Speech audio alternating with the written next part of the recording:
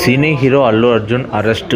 Pushpa 2 cinema benefit show సందర్భంగా RTC cross రోడ్లో సంధ్య థియేటర్లో బన్నీ వెళ్లిన సంగతి తెలిసిందే. హైదరాబాద్లో నివాసం నుండి ఆయనను పోలీసులు తమ వాహనంలోకి ఎక్కించారు. నవ్వుతూ అల్లు అర్జున్ పోలీస్ వాహనంలోకి ఎక్కారు. ఈ కేసులో ఏటూగా ఉన్నారు. ఎఫ్ఐఆర్ నమోదు చేసిన ప్రకారం స్టేషన్ బెయిల్ మంజూరుకు అవకాశం లేదని తెలుసు. సంబంధించిన విజువల్స్ మీ నిఘా టీవీలో చూడండి.